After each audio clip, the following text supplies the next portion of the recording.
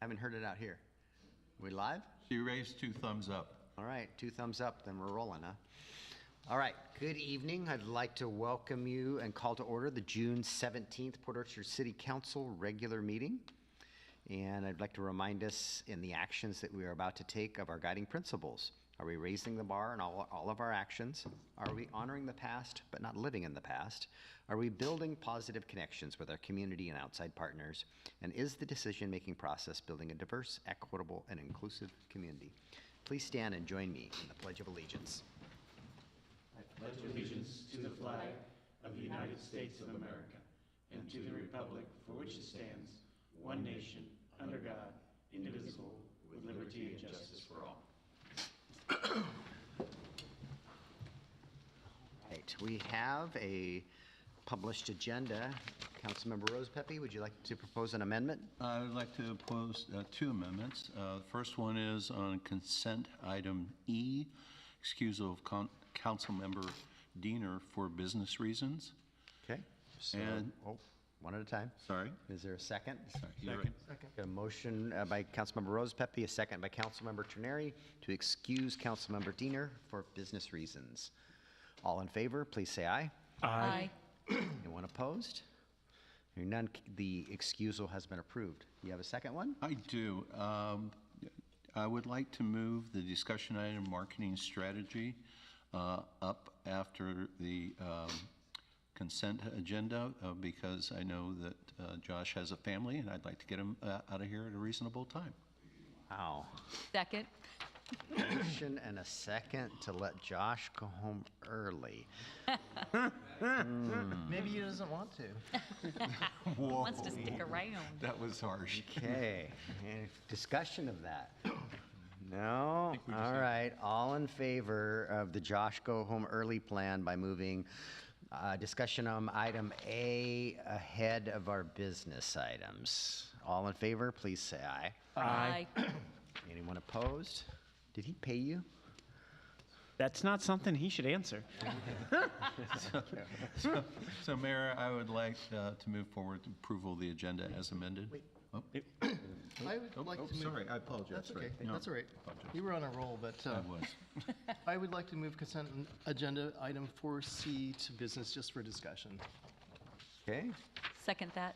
there's a motion by Councilmember Chang, a second by Councilmember Fenton to make consent item C, business item, where are you? C. Is that an issue? Okay.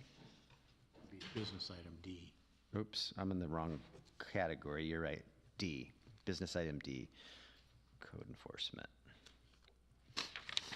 All in favor, please say aye. Aye.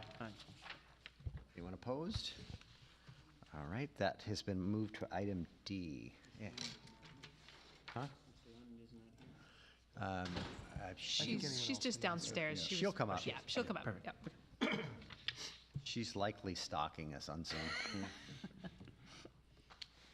All right, then we've got that done. Any other proposed amendments? Councilmember Rosa Pepe is wanting to approve the agenda. I do. Mayor, I move to approve the agenda as amended. Second. Motion by Councilmember Rosa Pepe, a second by Councilmember Chang to approve the agenda as amended. All in favor, please say aye. Aye. Opposed? All right, agenda's been set for tonight. First citizen comment period. Josh doesn't count. I see one person online. And if you wish to address the council, please raise your hand. Use the raise your hand feature and we will bring you into the meeting. All right, I see no hands raised, so I'll close the first citizen comment period. We have an amended consent agenda. Is there a motion to approve? So moved. Councilmember Trineri? Mr. Mayor, I move to approve the amended consent agenda. Second. Motion by Councilmember Trineri. Was that Councilmember Morrissey that made the second? All right. To approve the amended consent agenda. All in favor, please say aye. Aye. Opposed? Consent agenda has been set or approved. All right, we now have a presentation on our marketing strategy that is now the most important piece of business we have. So Josh Johnson, if you don't know him, is our contract public information officer, and he does various marketing activities for the last, 3 years he's been doing under contract with us. And he's going to share with us the things he's been doing this past year and his projects that we have on his docket. And then we'd like to hear from you what you think, and maybe there's other ideas you have too. So Josh, take it away. Thank you so much. I appreciate being invited to come present to the council. Thank you for having me. I appreciate your ongoing. Josh, could you get that, if you could get that microphone just a little closer to you, raise it up. It really, it goes up there. Maybe. And thank you for your ongoing confidence as your public information officer. This is my Oh, I don't think it is, yeah. Check, check. there you go. That's better. All right. Let's start this thing. Hi, I'm Josh Johnson. Good to see you all. Your public information officer on contract here, the city of Port Orchard, city I was born and raised. I'll just jump right into it. I got about 13 slides, and if there's any questions or comments, please jump in at any point. So this is just an example of some of the completed and ongoing work. That's kind of a lot of this is on a rolling basis in communication with the mayor and other staff members. But communicate with the mayor and staff on communications and messaging needs. Identify information to share with the public and increase communication. And I kind of, to put a pin on that there, I really, reading the guiding the principles, I feel like principle number 3, creating these connections with the community and our partners is really where I focus. When I came into this role, I thought it's not just about providing information about road closures. It's about providing information that's going to help build not only positive public sentiment and get the right information into the right hands, but also build positive connections through the city to our community, whether that's sharing a bit of good news or something that's really nuts and bolts and tactical about a road closure or a roundabout update or things like that. So just to kind of preface this by, I look to that guiding principle number 3 as kind of the job description, right? Communicate timely information to public at request of the city staff. Sometimes various folks will ping me with different updates and projects and things on their desk that might be appropriate, and the mayor and I will work to determine how we kind of message that out. Write press releases as needed. If we need something official written, a piece of news that can go out, I write and format those for approval. Design elements as needed. Photography, capture of photos and events as needed, something I enjoy doing. Provide copywriting as needed. Create a cohesive visual style for city social media in accordance with the branding. I took the branding and the colors and the logo, and I try to make everything look cohesive and like it's one voice coming from the city and not a mishmash. So kind of try to get the branding out there. It's not really branding, really. It's more of like a cohesive visual language that I try to use when we're communicating on social media. Capture B-roll, which is a generic term for kind of just general video of the city for video projects, which we'll talk about one coming up here in a little while. Scripting the creation of a Port Orchard kind of a recruitment promotion video. Can talk about that a little further here in a second. And we're creating a document that the Chamber of Commerce has requested, assisting business owners, new business owners. So going to get into a couple of action items. It's kind of like what's that item is it's a one-page document that Yeah. the chamber can have on how do you get a business license, and we're going to put it on our website. Yeah, yeah, and I got a slide. I'll chat about that real quick here in a sec. I'm just going to go through some of the things that are kind of teed up right now at various stages. Some of them are kind of ongoing. Some of them are really specific to things we're working on with the mayor and city staff. So first of all, it's planning and prioritizing, looking at what we're going to message out in the near future, what infrastructure projects are underway, what's finishing up, what's getting underway, and some of the other larger projects, trying to prioritize and plan those out. So this is something we put pushed the green light on relatively recently, but we've been kind of going back and forth on for a few months, which is kind of creating a promotional video or an introduction to Port Orchard that can really aid in employment recruitment, primarily, I think, focusing on public works and maybe the police department, but certainly would be appropriate for any city staff member that really kind of unpacks, shows Port Orchard and unpacks what makes this community special and what working for the city looks and feels like and how that impacts our community positively. So I've submitted a initial draft to some city staff, so we're kind of working on that, retooling that. It's looking good. So this will be something we're going to shoot. There'll be some talking head kind of interview portions with police staff and public works. So it's something we're going to be capturing over the next couple of months, and we will have edited and rolled out here by the end of summer is the goal. And that'll be something that we can use evergreen. And it'll also be a video file that if we want to go back and update in the future, say, hey, look, let's add this little specific piece of information, or this is no longer relevant, that'll be easy to do as well. Port Orchard Community Center event update. I'm working with the RFM team. I've been on that. I've been a part of the community event project since it was, well, since we hung that up. 2017, feels like a lifetime ago. So I'm on the RFM team as well. It's been a little quiet, but we just received an update on timelines and things like that. So really just trying to, in the next several weeks, I'm going to extract some information that just might be useful to the public, run it by the mayor, put that out there. Nothing extremely exciting, but it's been a long time since we've had a tangible update on the Community Events Center. So just looking to find like some nuggets of information that we could put out there, go, hey, you know, we're at this design phase, or this is moving forward and things are still happening. I think people just would like to, there's a tremendous amount of public support and sentiment. I think some people ask me, is it still happening? It's like, yes, of course. The people just don't hear about it and they don't understand kind of the slow moving gears of permitting and shorelines and bureaucracy and construction and grants and all that. So next up, as the mayor alluded to, something that the previous chamber executive requested, and then we kind of came out with my first draft and put it on hold a little bit. Then we got confirmation that the new chamber executive, Jacqueline, would like to go forward with this. So I have some edits in place that I should be able to finish up here in the next week or so, get another draft in front of us. And this is a single sheet of paper, really to be at the chamber to assist business owners, new business owners, kind of a, hey, here's what you do, here's how you have to, some fees you have to pay, here's where you go, here are the URLs, to just write it, really demystify the process and make it as easy as possible to start your business and run your business in Port Orchard. And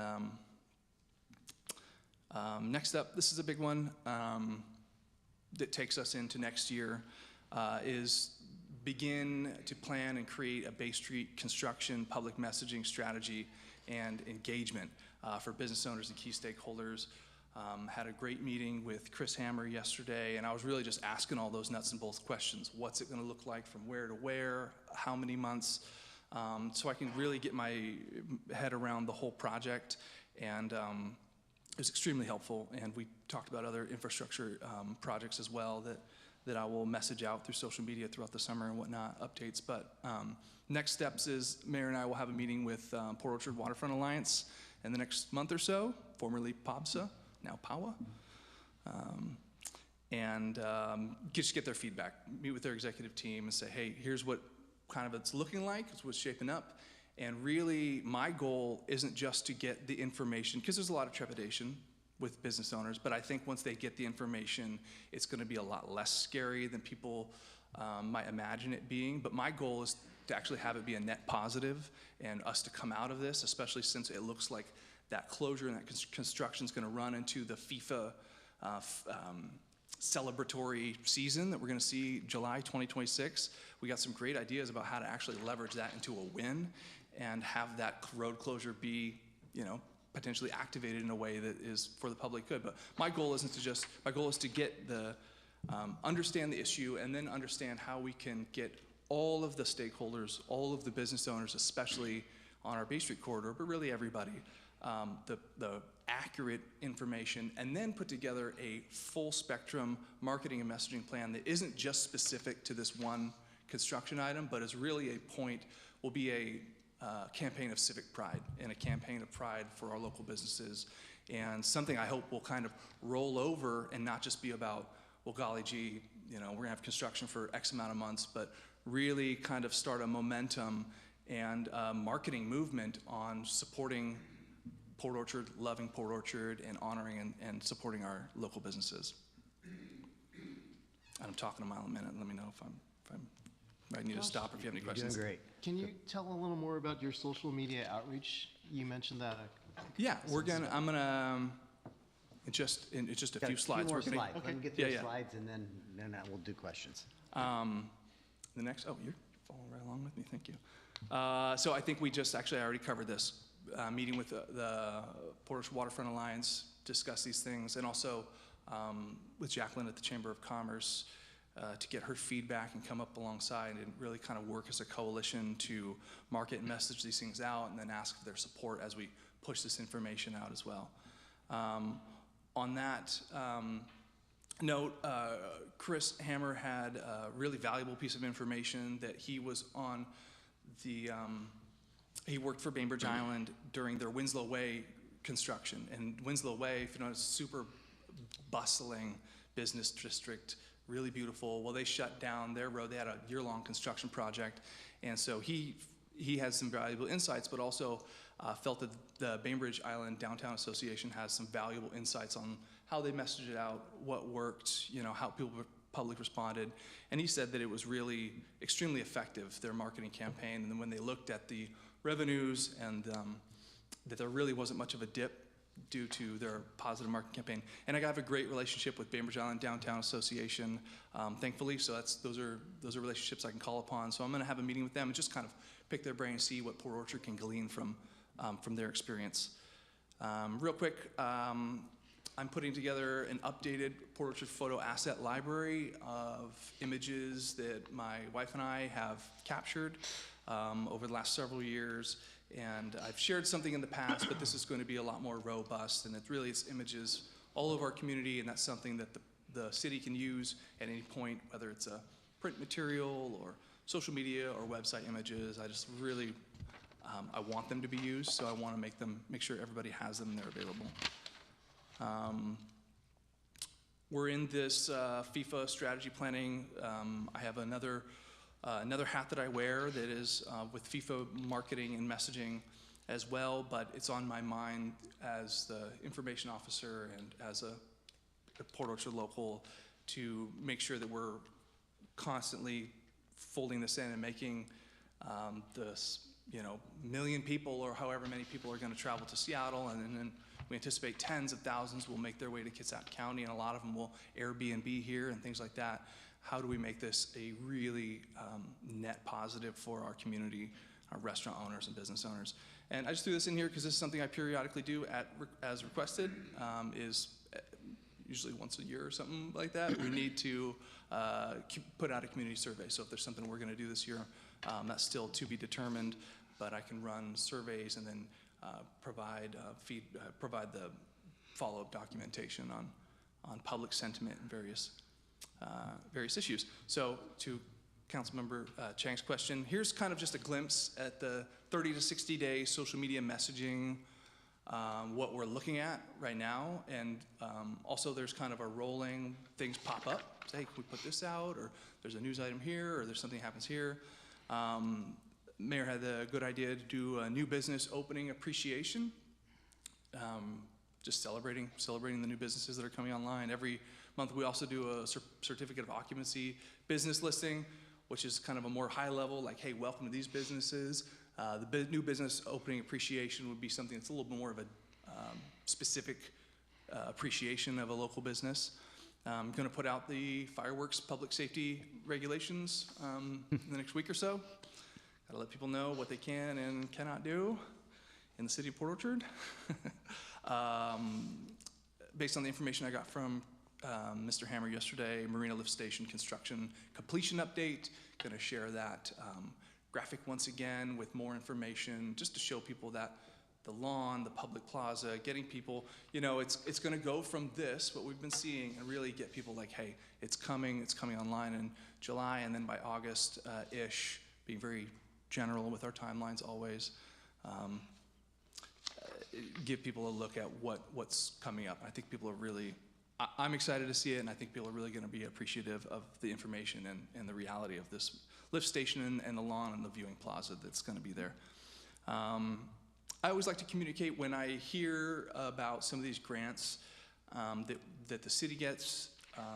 I like to communicate that. I think that's a really something, when I came into this position, I said, we got to let everybody know about every grant we get, because A, it shows the city staff is super competent and hardworking, and B, it really shows people that it's not just your tax dollars that are, right, that are going into these projects. I think that's super important for people to know, because A, it's a point of civic pride, but B, it's like, it's not, the burden's not all on our shoulders, and the city staff is very competent in going after state and federal dollars as appropriate, and that's a net win for our city. And it's like, hey, look, at the end of the day, this doesn't take anything away from you. It's an added bonus. So if there's a grant that we receive for any of these projects, I like to kind of communicate that when necessary. Fathoms of Fund information. I'd like to do a city employee spotlight appreciation on a monthly basis, kind of bounce from department to department, something new that I'd like to introduce here shortly. Again, any road work, infrastructure. Going to do some updates on the Pottery next phase of the non-motorized vehicle, including the $1.4 million grant. I mean, people want to know that. It's like we're improving the frontage of the sidewalks, which is so needed. I think anybody with kids that walks up and down that street really appreciates this work, but also about $1.5 million to help keep our kids safe and our city beautiful. I'm going to work on some language around updating impact fees, and primarily to really communicate that growth helps us grow. That when developers or people that are helping the city grow in that way pay into these fees, that helps us do things like fund fish passage work, dealing with capacity roadway issues, and really improving infrastructure in the city as a whole. I think that's a really positive message. I'm going to talk about city parks, and just unpack that a little bit. I'm going to update some graphics and additional posts as requested. So if you have anything, shoot it to Mayor. If there's something that you feel like is worthy to communicate or timely, let him know and we'll work together. Okay. Fred, I think you had a question. Yeah, can you talk a little more about the social media? Like, are you talking Facebook, Instagram, TikTok? Facebook, yeah. And, okay. Yeah. And one idea I was thinking is, you might be able to advise us on how practical the pages are. For example, there is a page on just downtown parking and where to park in Port Orchard, or maybe even a page on Bay Street construction. Oh, It you could mean also like a dedicated Facebook page for these projects? Yes. I don't know if that's better than a web page. It might be easier to create it on Facebook and link it from the web page, but I can email Rob with I these actually think ideas that's a too. great idea, especially when we talk about the Bay Street reconstruction project. Maybe there's let's discuss, but I think maybe a dedicated page, because yeah, you're right, not everybody makes it to the city web page, but really I think the smartest thing to do is to go where people are, and a lot of people are on Facebook, and it's really easy for them to access and remember and bookmark. So maybe we could even just kind of throw spaghetti against the wall, like make it like a I love Bay Street, or Bay Street Strong, or Fans of Bay Street, or something. We create a page that doesn't sound like construction update Facebook group or something like, make it positive, make it a little warm and There's fuzzy. probably more benefit to trying to remind people that our businesses are open and promoting, because once we start the construction project, and particularly the road closure, hopefully it's 60 days and it's not an issue. The road's closed, there's a detour, but Heidi, did you have a question? I thought you agreed. I was just, so all this information that you're given, this is going to go on the Port Orchard government page, is that correct? This is some ideas of some of the things that we're thinking about, Tina. These are the projects, yeah. A I lot think- of this ends up on our webpage. It ends up as posts on our social media. I think those that do social media, you probably see those. Yeah. I like that, though. That's going to be more information and more transparent, what you're going to do for the Port Orchard government page. Thank you. Jay? So are we linked out of Facebook with anything else like Instagram automatically, or? You know, I'm not to my knowledge. Not TikTok, And though. gotta Maybe be- we we're- should be doing we're pushers TikTok of dances. information. There's no back and forth because of the public records aspect of it. No, I just, you know, I know that Instagram is part of Meta also, so I didn't know if they could be in, you know, because some people, how do I say this in a nice way? Facebook's getting not dated, but it has a certain segment of people that look at it. Sure. Instagram has its own following, You know- and I didn't know whether we could, you know, essentially if it goes to one, it goes to the other, because I know you can link them. I don't know how, Yeah, but I know you can you link. can. You know, if I was just kind of shooting from the hip, if I was to advise on the use of Instagram, I don't think it's necessarily a bad idea, but Instagram is a visual platform. Right. Facebook is really great because you can drop links in there. You can tag other pages really easily. And you're right, there is a slightly older demographic that is leaning towards Facebook, and then you get younger as you get down into TikTok and things like that. But Instagram, I would say, if we wanted to jump into Instagram, it's a primarily visual medium, so it's really about, for me, it wouldn't be necessarily about getting the nuts and bolts road closures and information, but it'd be like the beauty of Port Orchard, shots of staff, you know. Right, Right. Your video or stuff. I mean, that's, Right. you know, since it's the same, you know, Meta platform, I Yeah. was just looking at possibility of doing that. I understand your concerns, Mayor, about the, you know, open records, but I'll just put that out there as maybe a possibility. If y'all think it's a good idea, I'll do it. You can set it up to be announcement only, just like with Facebook. Yeah. And the police have their own separate Instagram, which is Yeah. announcement only. Yeah. And you don't have to, you can link the posts. You don't have to. You can also choose what posts to link on a case-by-case basis if you'd like. But I would advise just use it as its intended purpose, as Instagram is a visual platform. It's not necessarily a place for public announcements and a lot of information. I would say But since we're doing some of that, it might be, I'm just throwing totally it out there. Yeah, so. and it's a good way to use all the photos I'm going to share Right, with. okay. Thank you, Josh. Of course. Yeah, thank you for the presentation today, Josh. Much appreciated. Just a couple of things, just kind of keep in mind from my perspective. One, I thought of another helpful use for maybe downtown, maybe checking in with the Downtown Bremerton Association. They had a big closure in Quincy Square, and I've heard good things about how their city is working with the local businesses and residents that are impacted by that. Good idea. I also would just like to throw my support behind education in all aspects of what we put out there. I have found, being in this role now, that it's hard to combat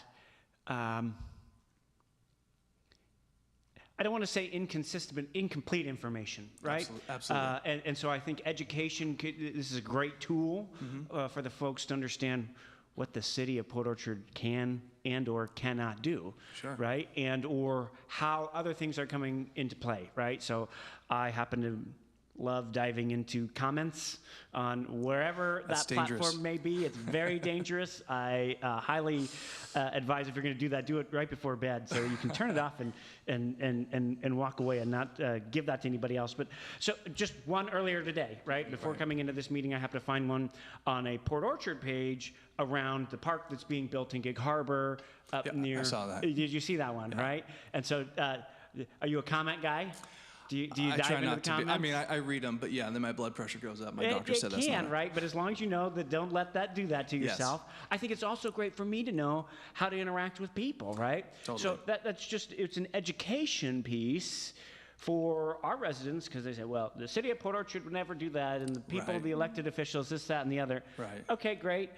Do you understand that they operate their park system wholly different than we do as our city, right? So education pieces like that, that's just one little tidbit that I'm giving you for an example. I but couldn't agree more. I think anywhere we can do that, whether it's roads, sewer projects, you name it, I think an education piece is great. I couldn't agree more. And that's one thing I really see as a focal point of my position is there's a lot of incomplete information. And especially when people go to social media, they just fill in the gaps with their opinion or what have you. I think the post you're referring to says, why don't they turn the old Regal Cinemas into a park and make pickleball courts? Well, it's like, well, that's a piece of private land. Like, who's they?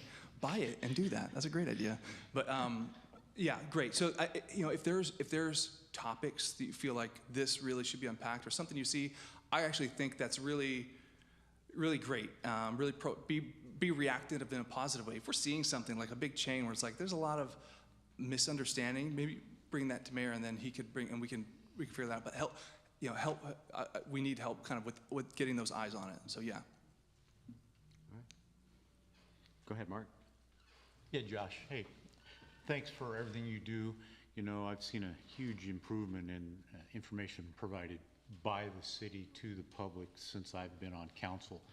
One of the things we do, and you're aware of it, you know, we have Coffee with Council, which has been a pretty good success. And a couple of the major things that we hear about down there consistently are public safety issues, traffic issues, transportation projects, and parking concerns.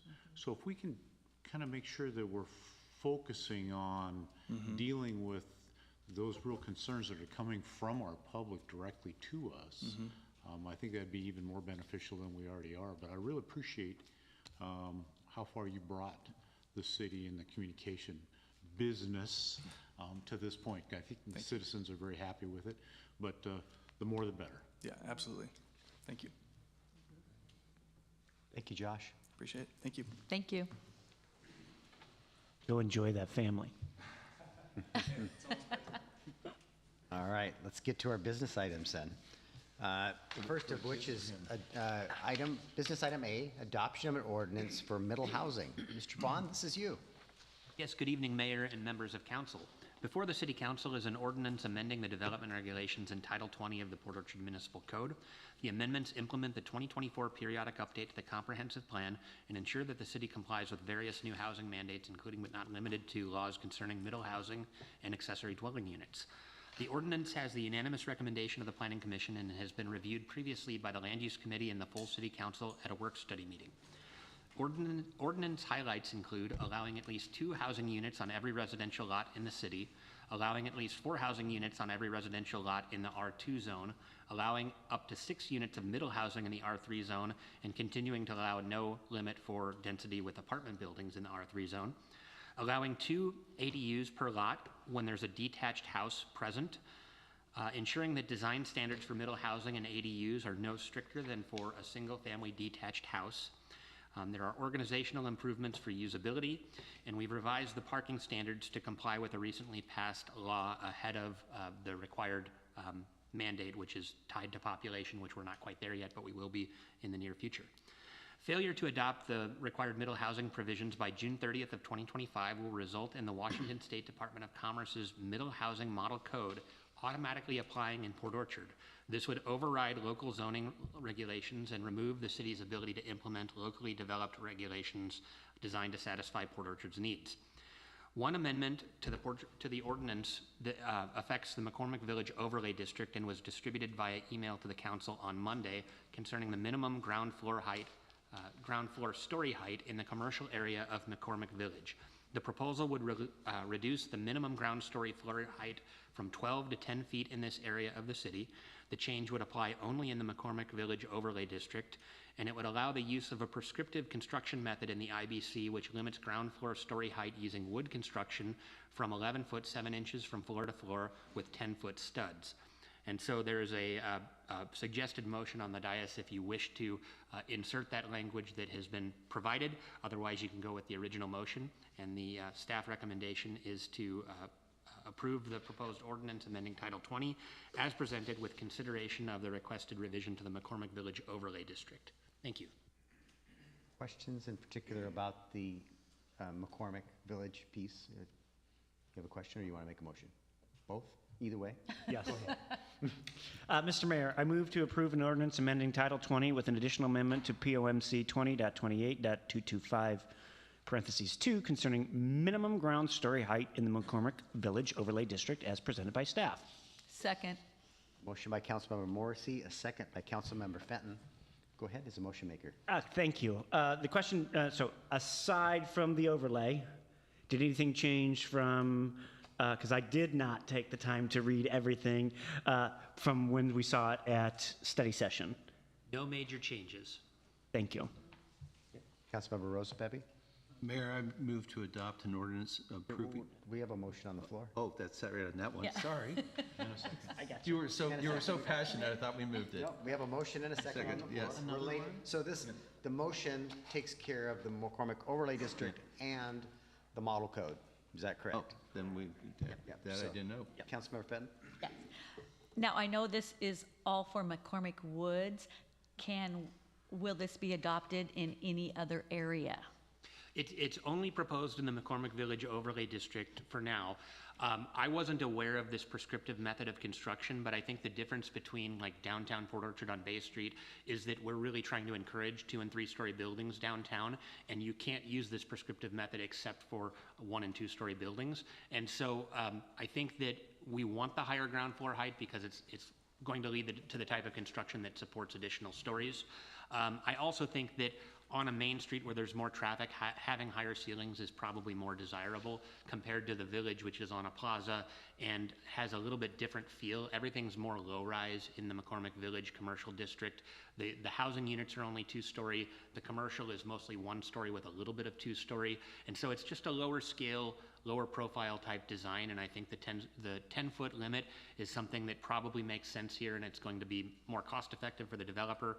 With that said, it seems like they didn't look at our code before they designed their buildings, and they submitted building permits using totally different construction methods than what would be required for the design standard that we have. So they asked for an interpretation, which our code is not unclear, so I really can't give them an interpretation that allows them to do this, but by amending the code, we're allowing them to proceed with the existing buildings as designed rather than having to redesign the buildings, which probably means that these buildings will get built at least a season earlier than they would otherwise be built if they had to redesign things. No, and I totally get that and agree with that.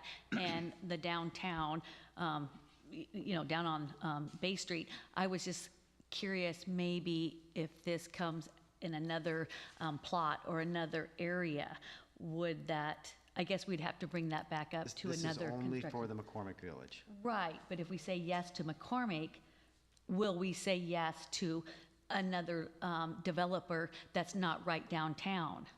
There's 2 ways to do it. You could amend the code in the future if somebody requested that, or you can do a development agreement that allows you flexibility in your design standards. So there is a path, but the council has to be willing to do that in the future.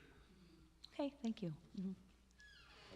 Councilmember Rose Pepe? I think it's just more of a comment, just to make sure I'm right on this, is what we talked about ADU, being allowed ADUs, that existing homeowners associations override that, as far as them going in.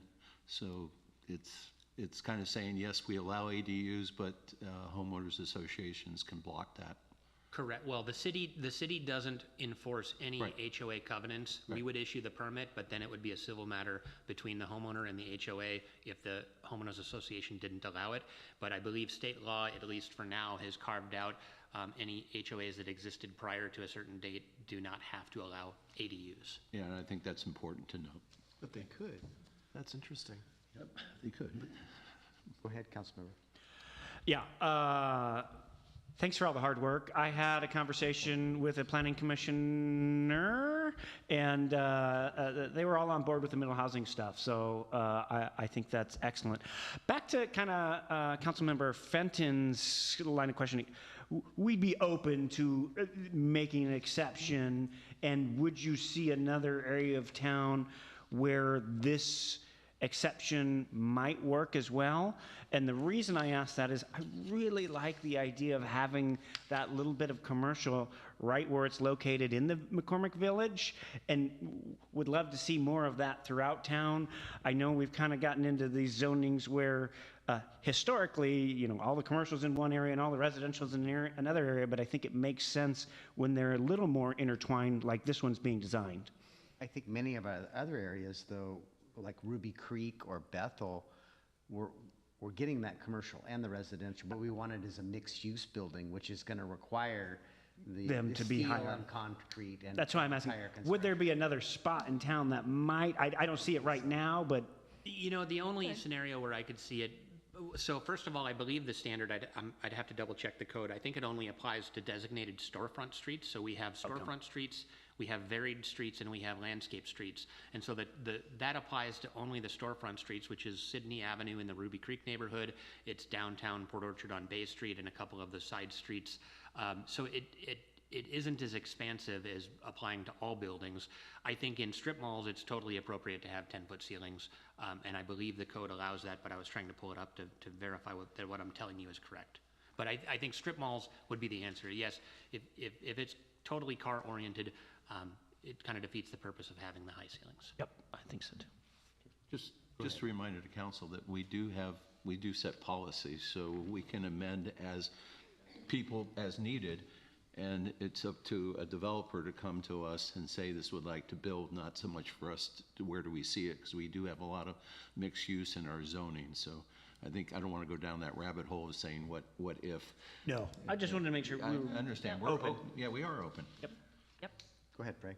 I like John's topic because it reminds me of like Forest Park, and there's a car auto repair on Sydney by Lippert. So it's sort of like we're talking about a village commercial type thing where people walk to maybe get milk. But I think it's a really nice concept, and I would hope that we are open to that.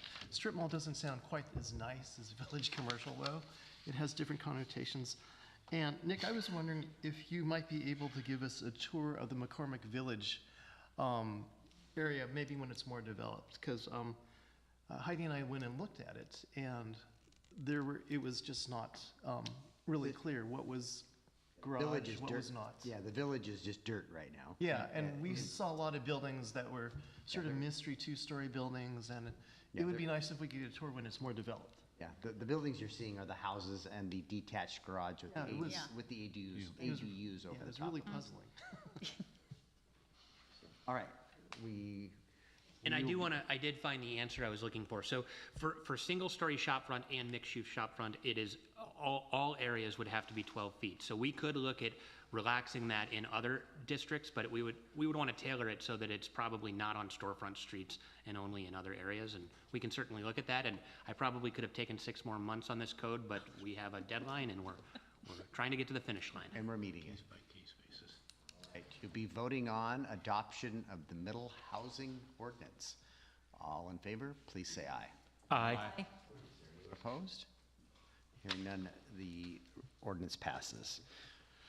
Item B now, adoption of, and I want to note that we're going to have 4 business items, and it's 4 different staff members, and that doesn't happen very often. Usually it's the Nick Bond show, or the Noah Crocker show, or the Dennis Ryan show, and everybody's getting a share. An opportunity tonight. So our next item, though, is adoption of an ordinance amending the 2025-2026 biennial budget. Mr. Crocker, this is you. Thank you, Mayor. The City of Port Orchard biennial budget for 25-26, adopted at ordinance number 1824, is written to capture revenue expenses over the fiscal period. During the biennial period, changes to the budget in both revenue and expenditures need to be recognized by a budget amendment. Exhibit A of ordinance 1824 identifies the personnel positions of the city as well as pay ranges. By this ordinance, the City Council would amend our 25-26 biennial budget as adopted, including changes to Exhibit A. This ordinance will provide the following adjustments. All funds will have their beginning fund balance adjusted to reflect actual beginning fund balance as of January 1st, 2025. There will be some minor adjustments in revenue expenses for the Givens Park project, the Marina Pump Station project, Sewer Lift Station Controls project, and the ER&R fund. All funds will also have their ending 2026 fund balance adjusted to reflect the new beginning fund balance as well as the adjustments in revenue expenses. In Exhibit A, we are amending the FTE count and salary for the municipal court judge to reflect his awarded contract as of last year. We're adjusting the title of the patrol officer to police officer, again reflecting changes in the guild contract. And lastly, adjusting the police officer minimum and maximum wage to reflect the negotiated contracts. With that, the Finance Director and Finance Committee would recommend adoption of an ordinance amending the 25-26 biennial budget, including amendments to Exhibit A. Councilmember Trenary? Yeah, Mr. Mayor, I move to adopt an ordinance amending the 25-26 biennial budget as adopted by ordinance number 018-24. Second. Motion by Councilmember Trenary, a second by Councilmember Morrissey. Questions of Mr. Crocker? We talked about this at the work study, and it was covered again today at the Finance Committee. Agreed. So Finance Committee went through it. I don't think we had anything on this budget amendment, questions, et cetera. Pretty straightforward. Thank you to Director Crocker and his team. All right, you'll be voting on amending the 2025-2026 budget, biennial budget. All in favor, please say aye. Aye. Anyone opposed? Hearing none, the budget amendment has been approved. We're at item C, adoption of a resolution authorizing the mayor to execute a contract with Source Electric LLC for the lift station controls project. Mr. Ryan, this is you. Thank you. Good evening, Mayor and council members. The city prioritized the lift station controls upgrade project due to the aging condition of 6 critical sewer lift stations. These stations are essential for moving wastewater efficiently, but many of their control components have reached or exceeded the useful life. Upgrading the systems now will prevent emergency failures and maintain reliable operations. A key feature of the upgrades includes installing automated telemetry systems, enabling remote monitoring. This advancement will eliminate the need for manual visual checks daily, saving staff approximately 3 hours a day, including weekends. This weekend labor savings alone equates to roughly 345 hours of overtime annually, significantly improving operational efficiency and reducing costs. To fund the project, the city secured $800,000 in Washington State Public Works Board traditional fund loan program. Part of this funding was also used for the engineering and design of the project. After restructuring the initial RFP for better cost flexibility, a revised RFP was issued in May of 2025. Source Electric LLC submitted the sole proposal by the June 5th deadline. Their complete and responsible bid totaled $1,063,189.52, including a base bid of 3 alternates, which would given us the flexibility if we weren't able to fund the project. Staff recommends awarding the full scope of the work to ensure comprehensive upgrades across all 6 pump stations, and this will be the remaining of all of our lift pump stations in the city. We have 19 of them, so this will bring them all up to modern technology with that telemetry monitoring system. Thank you. Rosa Pepe. Mayor, I move to adopt a resolution authorizing the mayor to execute a contract with Source Electric LLC for the lift station controls upgrade project. Second. Motion by Councilmember Rosa Pepe and a second by Councilmember Trenary. It was discussed too at the finance that 300 hours a year equates to about $25,000 a year in salary and benefit savings. So in time, it'll pay for itself. But more importantly, we have 24/7 monitoring of these, and we don't have to send people out to check on these lift stations. So, questions, Councilmember Rosa Pepe? I'll go. Mine is quick. Director Ryan, do you happen to remember the interest rate on the loan? Is it like 1%? 1%. Oh, thank you. Okay. Go ahead. No, I was just going to say thanks, Dennis, for letting us know that all of our lift stations will now be upgraded. Don't want to use the word compliant, but also the fact that, besides cutting down on overtime, these will now go into our system. I wish I could remember what the name of it was. SCADA. SCADA system. Right. So so we'll be able to plan our work out in the future. So this, for replacing and upgrading. So this is great news for the city. It will take, the work is a year, so we still have some time in front of us, but it'll take us, we have 352 working days, so. Wow, it's a project. Question? Go ahead. I don't have a question. It was just going to be for council here. Also, I just want to let you know the resolution we just passed amending the budget also takes care of all the different finance for this already. So we've already done that. Thanks. It's good to know. Further questions? Voting on a resolution authorizing the mayor to execute a contract with Source Electric LLC for the lift station controls project. All in favor, please say aye. Aye. Opposed? Hearing none, the resolution passes unanimously. We're to our new item D, which is previously consent item C, which is adoption of a resolution confirming appointment of a code enforcement officer. Ms. Lund, this is you. Thank you. Good evening. Thank you for inviting me to the party tonight. Port Orchard Municipal Code, Chapter 2.08, empowers the City Council to confirm mayoral appointments to several positions before those appointments can take effect. Due to an employee departure, the city has recently concluded a recruitment affecting one of those appointed positions. The Code Enforcement Officer 1 position was vacated in February 2025. The city recruited for and has offered the position to Paul Manzano, effective July 13. Mr. Manzano is currently one of our 2 part-time parking enforcement officers. This will be the second time in recent history that a parking enforcement officer has been promoted to Code Enforcement Officer, pending your authorization tonight.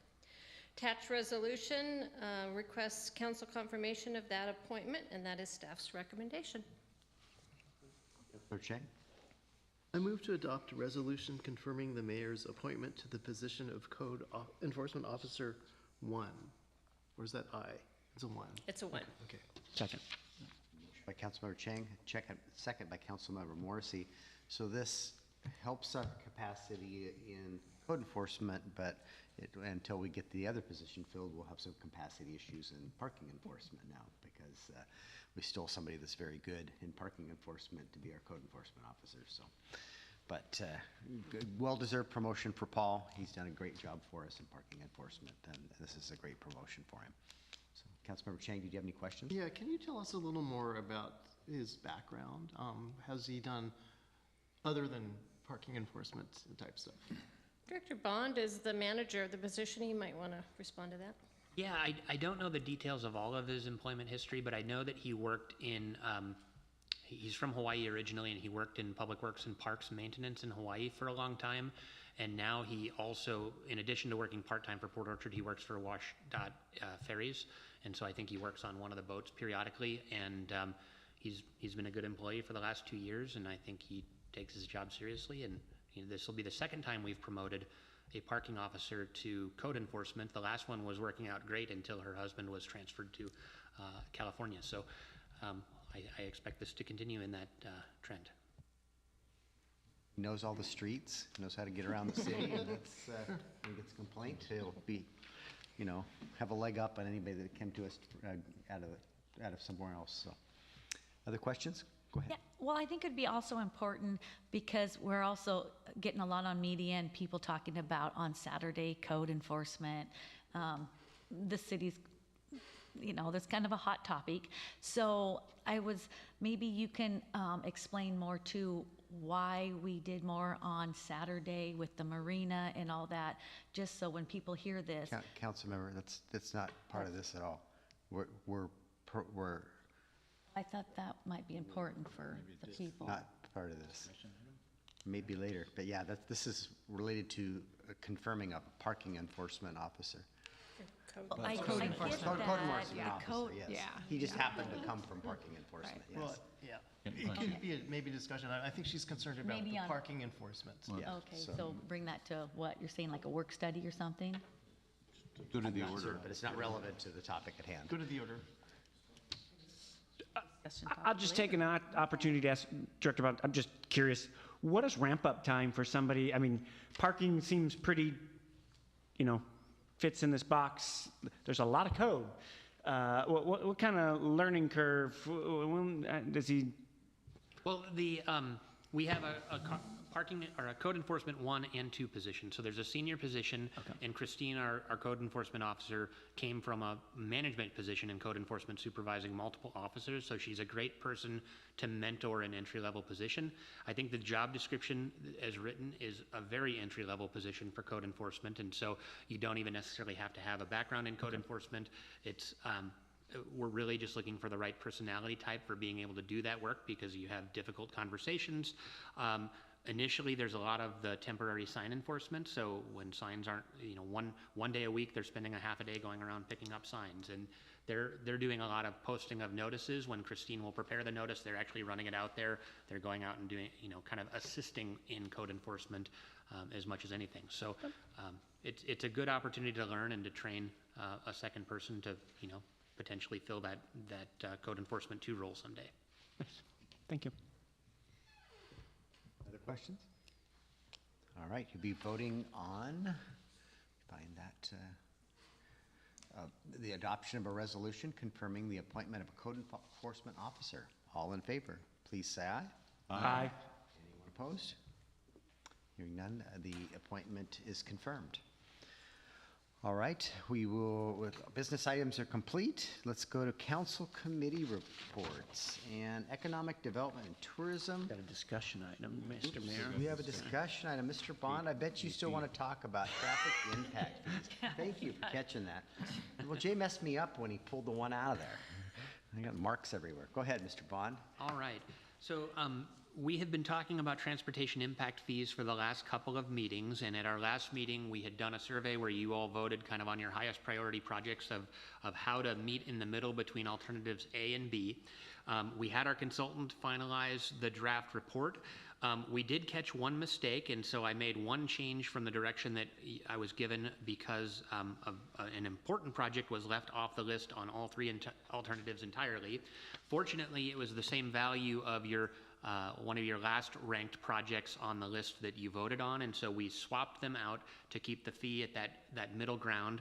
And the proposed peak PM rate is $79.77, which is right in the middle of alternatives A and B.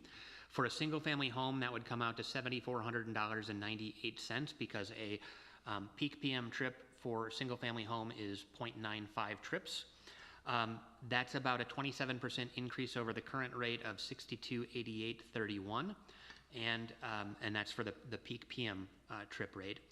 And so, assuming that this report looks good, our next step is to schedule a public hearing, and we would do that on July 8th, and I'm just looking for council's blessing before we advertise that this is ready to move forward, and I'm happy to answer any questions, and you guys should discuss this and make sure it's the way that you want to proceed.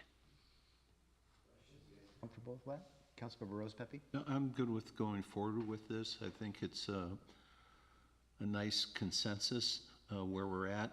The swinging, for me, I still strongly feel that people moving in need to pay for the additional infrastructure and not put it on our citizens. I realize that we may have a higher amount, but as the mayor and Noah have pointed out, that these are funds that have to be expended within a certain period of time. So we are kind of limited. You can see from the data that Nick has brought forward that we're kind of in the sweet spot, so to speak. So I'm strongly in favor of bringing this forward as presented. Councilmember Morrissey, go ahead. Yeah, I want to thank Nick and our consultant team that I think was helping with some of this as well. I've really struggled with this, and you know my term I'm trying to coin now is reasonable housing, because you know we're adding to that cost, and so thank you for the feedback. Thank you for listening to what our concerns were on that. While it's not ideal, and we're still adding to that cost of adding housing to our community, we affected that change, and so I think this is what we're going to need to move forward with. So I'm also in favor of moving forward with this. Comments? Go ahead, Councilmember. Well, it doesn't sound like we're really voting on. We're not. We're not We're voting. just- We're just saying, okay, go forward. But I want to make sure our community and with a public that they really understand to come here so they can talk to us about it. And maybe even putting that down at a farmer's market to say, hey, this is our, transportation impact fee, and really listen to our community. And then obviously we're going to have it here too. There's any plans to take it to the farmer's market, but we are going to hold a public hearing here in the council chambers. Councilmember Chang? Nick, is there an updated visual we could look at? Because it seems like we're discussing something that we can't see. I mean, I guess we don't need it, but is it it's on in what the- page? Sorry. If you go to page Page here. 900 Oh, and I didn't print that one. 9 what? 903 of the Okay. packet, it has the Okay. I'm sorry. Oh, I see. Okay, thank you. Yeah, I skipped the back pages 904. because they were about engineering drawings. Yeah, and the preferred alternative starts on page 906 and Okay. lists all the projects that are included, the impact fee rate and the single-family rate, all on one table. And also 909 has a good graphic too. Yes, the comparison of jurisdictions in terms of where we would be relative to our peers with this rate. So we'd be in the top third, at the bottom of the top third for impact fees. Councilmember Trenary? Yeah, I'd just like to say I'm comfortable moving forward with this to a public meeting. So it looks like we'll have a public, he'll notice a public hearing, first meeting in July, and potential action, depending on what the outcome of the public hearing is, at the end of the month, end of July. And I should mention, I did recommend an effective date for the ordinance. I believe it's the last Monday in July, so it'd go into effect about 3 weeks after passage, which gives us time to put it into our computer system for actually charging people the rate, but also gives builders a little bit of a grace period to pick up their permits before it takes effect. Yep, that was my other question, that making sure that people who had permits in don't get charged on that. So like you said, you've worked that before. So you're putting that public hearing on the 9th, and then The 8th. potential, or 8th, and potential action that evening? too. Correct. Okay, 9th in July. 9th of July. 8th of July? Eighth. Which? 8th of July, 8th. Councilmember Trenary? So Nick, if the permit is in the pipeline, are they grandfathered in on this? No, you do not vest to permit fees, but if the permit is ready to be picked up, you'll have about a 3-week period from passage until it takes effect to pull your permit onto the old rate before the new rate takes effect. Thank you. Other questions? All right, we will move this forward to the July 8th council meeting. All right, now we're to committee reports. But can I add one more question to that? Director Bond, what if we get a bunch of public hearing? Are we under a deadline, I guess, if Nope. you're going to do that? Okay, perfect. So if something happened our next meeting and we didn't want to vote on it that night, we're not up against anything? Yeah, you could table the discussion and we could amend the ordinance to delay the effective date for a few more Thank you. weeks. Okay, economic development tourism, have you met since, I think since last week? A lot of these, I don't believe, other than finance. Utilities is July 15th. Yep. You have not met. Nope, hadn't met. Finance met this evening. Mark, do you want to give your report? Yeah, we reviewed the 2025 sales tax and REIT revenues through May. Both are still exceeding our budget projections through May, so that's good news. We had a robust discussion on the sewer rate study and proposed changes. My apologies. Lots of dialogues and questions, many of them then answered. Our final report is set for late July. Should come back before council in September, and rate changes would go into effect. Any rate changes voted on would go into effect in 2026. We discussed the budget amendments we heard earlier tonight and voted on. We did talk a little bit about, we're still waiting for some camouflage options for our 2 generators in town that are bright yellow and kind of unsightly, to say the least. And our next scheduled finance meeting is July 15th. And I see transportation is scheduled for next Tuesday, but I bet you guys don't meet because few people are gone, so. But I'll let you guys work that out. It's always Zoom. There's always Zoom, that's right. It's tough to do that when you're driving. Driving now, yeah, that is tough. So, back up to economic development tourism. Josh asked me earlier, we've got a contract out there for the FIFA activity, and I just felt it needed to connect with a committee somewhere, so I thought economic development tourism would be the appropriate place for that to happen. Agreed. He already acquiesced when we asked at the last EDT meeting if he'd give us a FIFA update at our next EDT meeting. Perfect, all right. You're all over it then. Land use, looks like it's June 18th. That would be tomorrow night. Tomorrow night. Okay, I'm sorry, I'm going to miss it. I'm going to go to the Mariners game. And hopefully they win. Lodging tax, I doubt there's anything to report. And sewer advisory, anything to report? No, September. Okay, all right. We are to the mayor's report. I guess you guys just can't wait for this. It's nice and long. You're going to be shorter than John Clausen's report today at Kitsap Transit. No, it won't be. All right, Brandy took care of our voting delegates. We talked about that. Myself, Mark, and Heidi at the AWC annual conference. You're going to get a July 15th at our work study. You're going to get a presentation from Rice Fergus Miller on the community center, since it's at least three of you weren't around when a lot of those decisions were made. Exciting news, if you didn't hear it, as of last Sunday, two-boat service was resumed on the Bremerton Washington State ferries. And speaking of ferries, yesterday morning, John Clausen and I got up quite early, and John picked me up. We drove out to the Harper Park and Ride, and we hopped on the transit bus that was standing room only down to the Southworth Ferry, and we rode one of those, that particular sailing, and one in the afternoon. Typically has 180 people riding that boat, and we kind of feel some of our growth is happening as a result of that ferry, and I confirmed that when I was talking to people on that ferry. What a positive experience, people thanking us for the ferry service.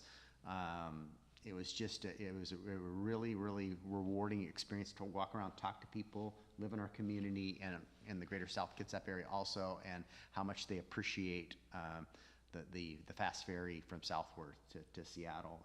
And many are very excited about the Ruby Creek Park and Ride lot, because they won't even have to drive out to Harper. The bus will take them as a group. Transit's running 2 buses down back to back, and they're full, coming from Harper. And so pretty cool. I did a ride along last week with Sergeant Donna Main.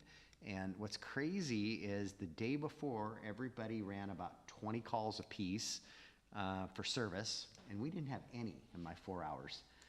But we got to do community policing, and so are the other officers were over doing some traffic enforcement over in the school zones, and they wrote a lot of tickets, I hear. It was just amazing. Donna and I went around kind of chasing RVs and school buses that have been turned into RVs. A couple of them were at Bravo Terrace, and we talked to them that this is a no parking zone. Went on about where we were, and she is amazing. She knows where all of our homeless folks are, what their names are, checking in on how you doing today. It was just a really cool experience. We had 2 traffic stops. The first was someone doing 49 miles an hour in a school zone, and they got a ticket. Holy moly. Oh, it gets better.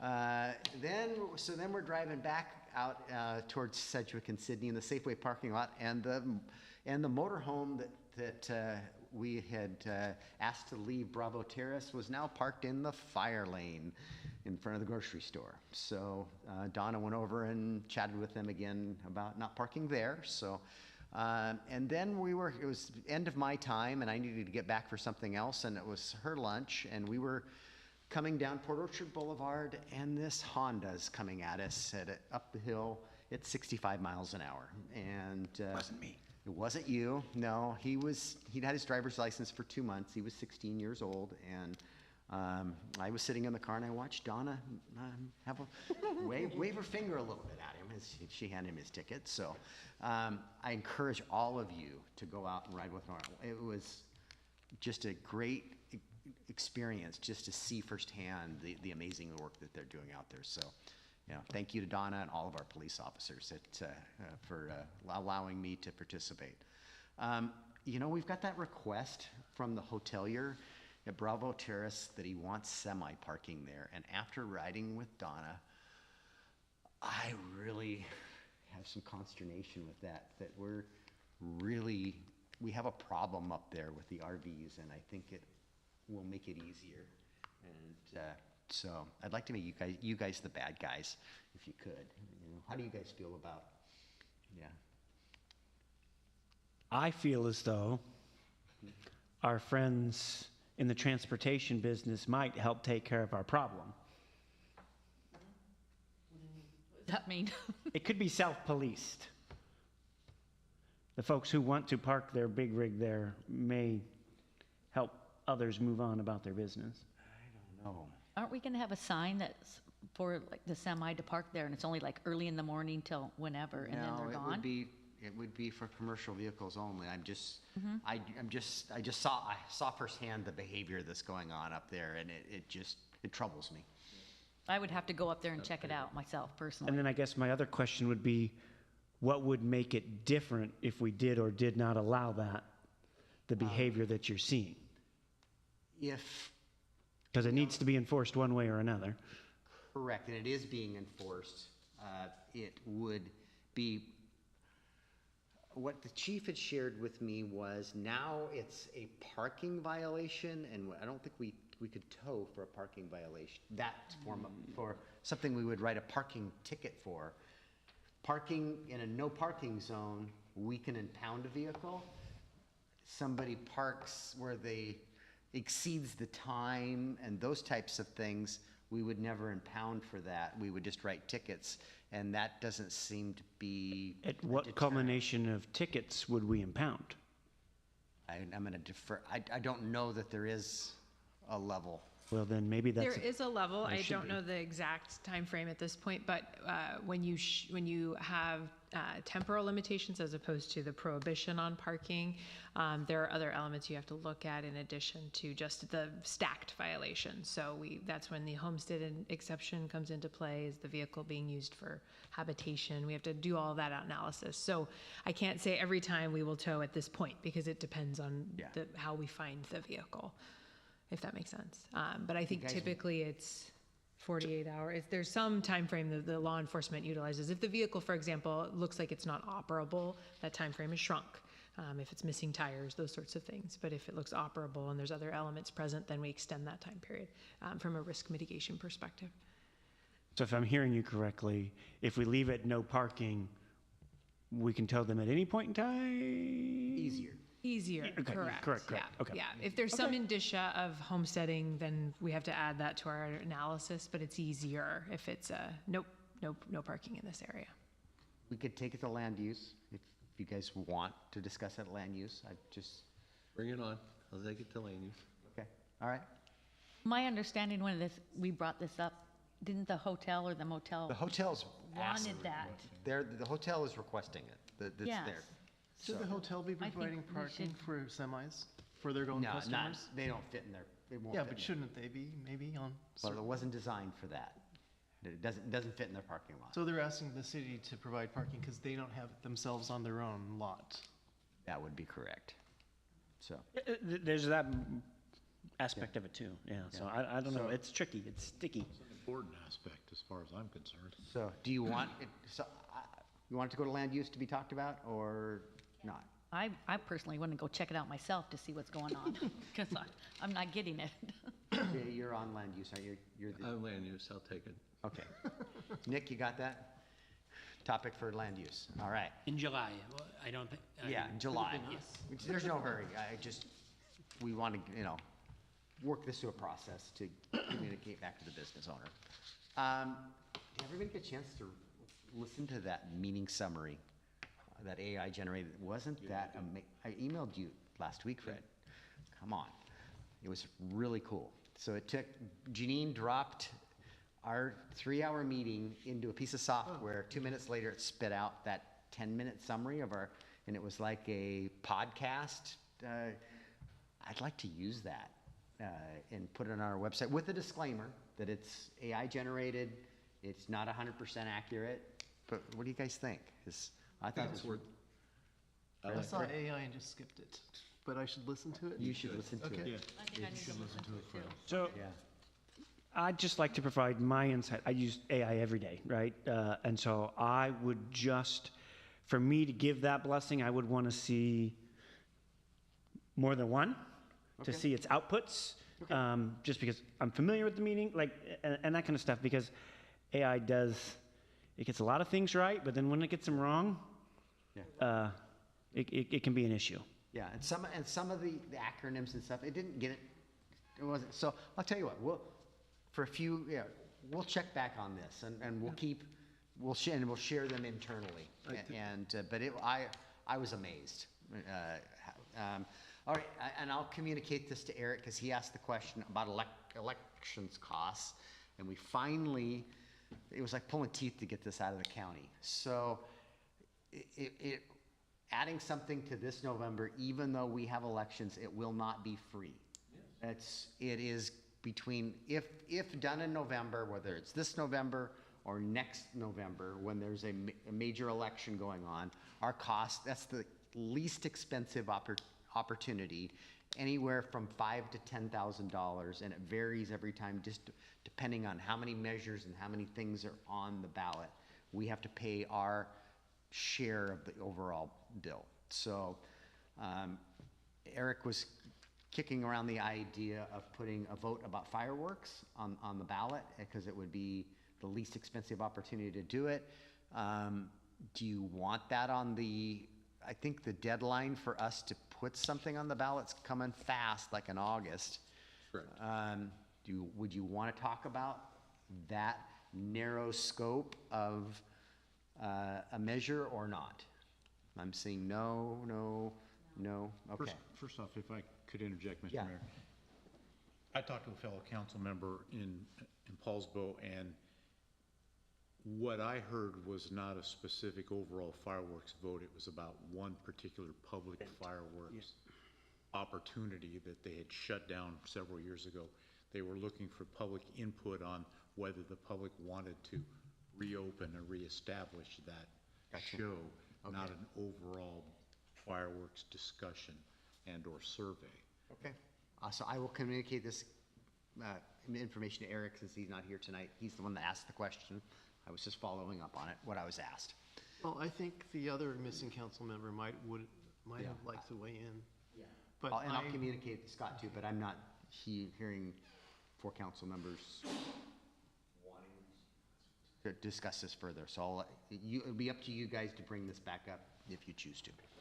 All right, our history lessons. 50 years ago in 1974, a letter was read into the record requesting the city establish a full-time planning department.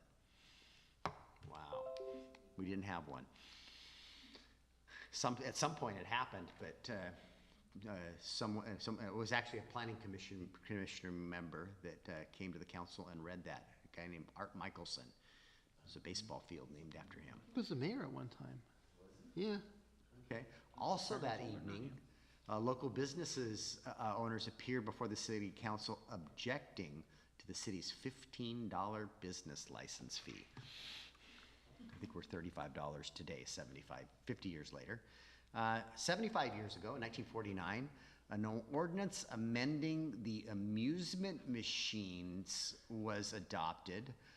So I think this would be like slot machines. So it says a master license fee was $750 for up to 18 machines, and then you paid $20 per machine, and the city also got 10% of your gross receipts. So I guess we made money on slot machines at some time. And Bring it back. Sounds like a money-making opportunity. some laws got passed or something to prevent that. Might not go very well. Yeah. Okay. 100 years ago, representatives of the steel and wooden tanks industry were present regarding the matter of new water tanks in the city. And it was decided by the council to employ F.D. Felder as an engineer to drop specifications for both wood and steel tanks. And it was decided that the steel tanks would be above ground, so it'd be like a water tower. And for the alternative for the wooden tanks would be a creosote pressure-treated, subgraded wooden tank. Now, we learned that that creosote's not good for the fish out there. Yeah, we were storing our groundwater at one time. Well, considered it. So I certainly hope that they picked the steel tank over the wooden. You didn't read on to find out? All they did was hire, maybe when I read next month, I'll find out which one. I think they did the wood because someone said they found it 17 feet under the ground. And when we were doing the Sydney project, we, some of the wooden water line was still in there. It's like a wood cask. So anyway, that concludes my mayor's report. So, Mr. Ryan, what do you have? Would you like me to talk about the marquee lights for the month of July, or do you want? You certainly may. All right. So the mayor's authorized our Public Works street crew to change out our lights. We've got the lights for the holidays, so we are going to purchase. We've already purchased blue lights, $230 worth, and we will have the red and white lights that we already have with blue. So it will be red, white, and blue on the marquee for the month of July. And then just a quick update on Givens Park. Our contractor has started setting posts. They're pouring the curb. Looks like tomorrow. Everything is demoed if you haven't been by. They are expected to pave the first phase, which will be the futsal court. I believe that is happening this week. So you'll see it constructed. We'll have a period where we'll have to wait for the right weather for the final surfacing, but we have a dedication scheduled tentatively for August 25th. So project's moving right along. Will the young man who inspired all this be able to attend then? That's our goal. Okay. Yeah, he's confirmed. Awesome. The ribbon cutting for the 25th of 25th August? at 2 o'clock, I believe it is. That it, Mr. Ryan? Excuse me, for Dennis, we've talked about flipping the switch on the Marina Pump Station, and I thought that was going to be in June. About 2 weeks out. I Okay, asked about it today. thanks. That's a big day. It is. It's a big day. No more bypass pumps. And is there an opportunity where we can come and hear that generator work? I mean, that is a massive piece of machinery. I'd just be interested. I know it's not going to be used often, but I just want to make sure that at some point I've heard it. Yeah, I think I don't know that that one's operational yet, but the one over here at City Hall is. That'd be really easy because it's very similar. Okay. We'll walk out here to the parking lot and have Public Works do a test on it so you can hear it. I don't know if anybody else is interested in that. I would be. Yeah. I'll look for some time. So we're also trying to set up a tour. It's tricky right now, but we did. Chris Hammer, our city engineer, did meet with our contractor in the port, and they're looking for opportunities to free up some parking for the summertime. So that is a big priority for that project, and their contractor's working with us. Thank you. Hey, Dennis, can we, if it's not next council meeting, sometime in July, and maybe we meet just ahead of the council meeting or something, Yep, out in the flip the parking lot switch. and have them turn the generator on? Okay, all right. Noah? Quick update, if you recall, our last meeting, we had a gentleman, Kevin, from the group home come and talk about his parking issues. So Finance Department has been working with him specifically to hear what their issues are and how it can help resolve that. Mr. Bond found something in the parking code that would allow the finance director to issue a special parking permit in these type of events. So we've been working with him. We're preparing to send him the application to issue a special parking permit that would address his need. We'd treat him similar to a bed and breakfast, in which you'd have a maximum of 3 permits, but the permits would have to be checked in, checked out with his employees every day. This was a concern that he brought up due to turnover, so we thought that made sense. That it was treated more similar like the bed and breakfast.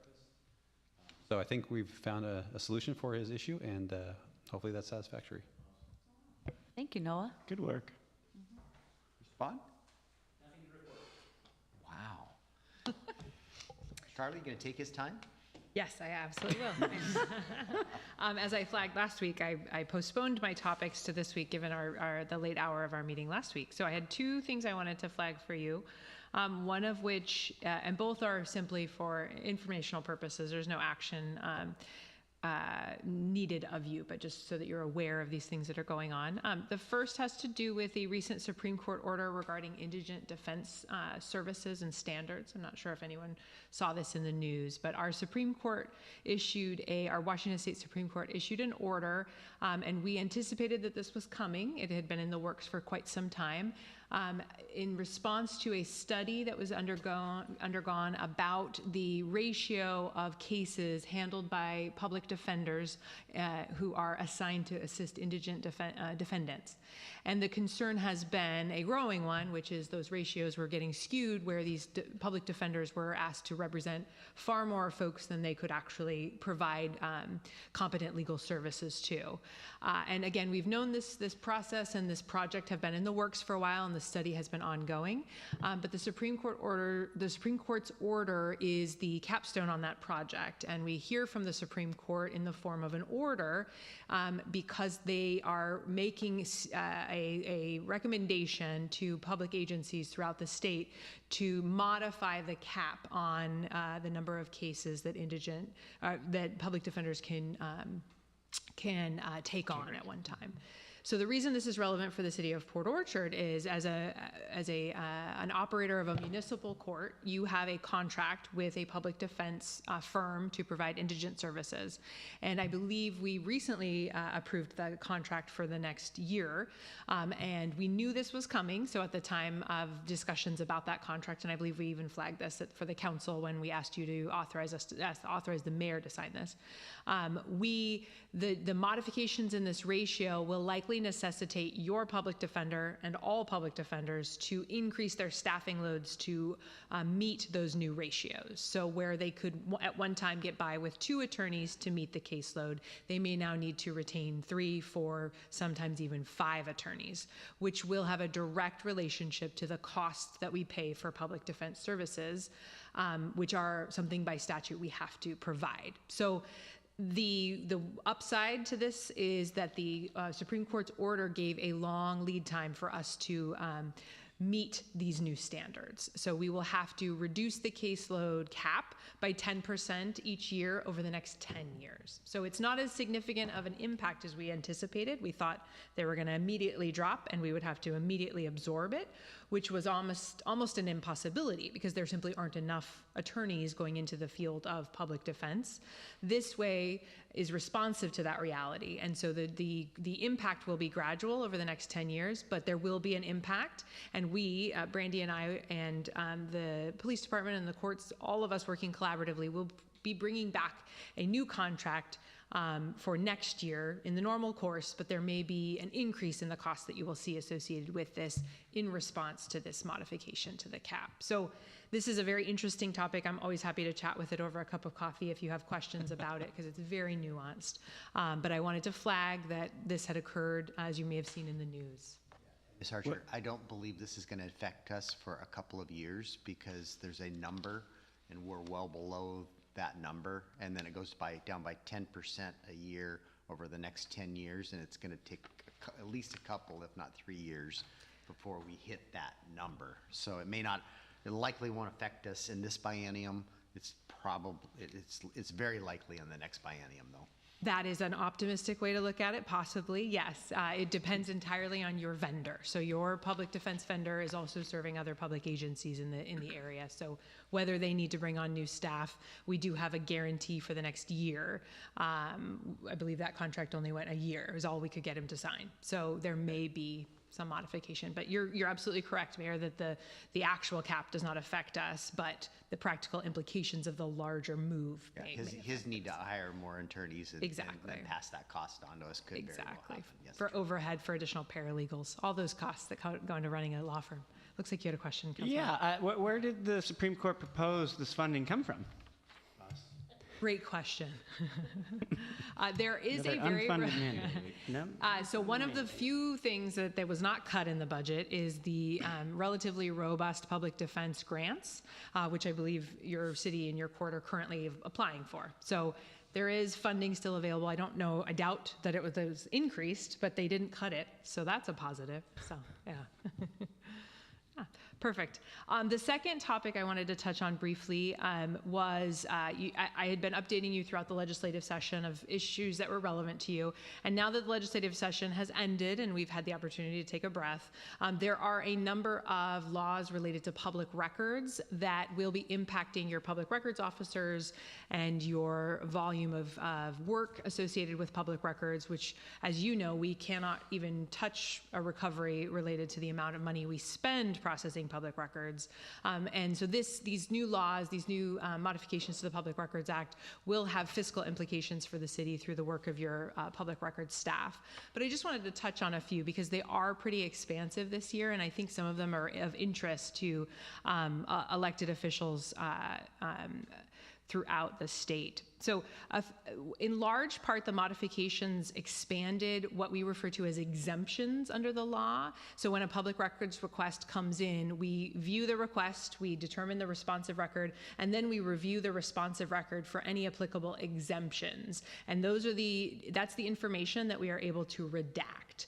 And so an exemption gives us a legal defense insofar as we have chosen to redact information and not provide it to the requester, because the default is we are supposed to give the requester everything except where the law specifically allows us to redact.